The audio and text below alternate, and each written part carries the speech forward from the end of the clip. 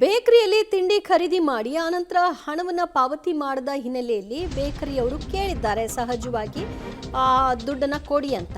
ಅಷ್ಟಕ್ಕೆ ಮಾರಣಾಂತಿಕವಾಗಿ ಹಲ್ಲೆ ನಡೆದಿರುವಂತಹ ಘಟನೆ ಹಾಸನದಲ್ಲಿ ಸಂಭವಿಸಿದೆ.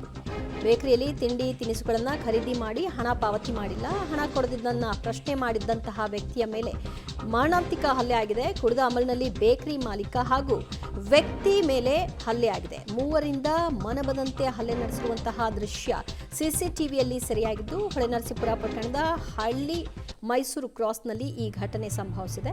ಸದ್ಯ ಈ ಸಿಸಿಟಿವಿ ದೃಶ್ಯದ ಆಧಾರದ ಮೇಲೆ ಆ ಬೇಕರಿಯ ಮಾಲೀಕರು ದೂರನ್ನ ಕೊಡಲಿಕ್ಕೆ ಮುಂದಾಗಿದ್ದಾರೆ. ನೋಡಿ, ಅಲ್ಲಿ ಬರ್ತಾರೆ, ತಿಂಡಿ ತಗೊಳ್ತಾರೆ, ದುಡ್ಡು ಕೊಡಲ್ಲ, ವಾಪಸ್ ಹೋಗೋಕೆ ನೋಡ್ತಾರೆ. ಆಗ ಅಂಗಡಿಯವ್ರು ಕೇಳೋಕೆ ಹೋದಾಗ ಹಿಡ್ಕೊಂಡು 3-4 ಜನ ಓಡಾಡಿದ್ದಾರೆ. ಮಠ ಮಧ್ಯಾಹ್ನವೇ ಪಾನಮತ್ತರಾಗಿದ್ರು ಅನ್ನುವ ಆರೋಪವೂ ಕೂಡ ಆ ಯುವಕರ ಮೇಲೆ ಕೇಳಿ ಬರ್ತಾ ಇದೆ. ಈ ಹಿನ್ನೆಲೆಯಲ್ಲಿ ಗಲಾಟೆ ಮಾಡಿದ್ದಾರೆ ಅಂತ. ಸದ್ಯ ನಡು ರಸ್ತೆಯಲ್ಲೇ ಆ ಬೇಕರಿಯ ಮಾಲೀಕನನ್ನು ಹಿಡಿದು ಎಳೆದಾಡಿ ಹೊಡೆದಾಕಿರೋದನ್ನು ನೀವು ಗಮನಿಸಬಹುದಾಗಿದೆ.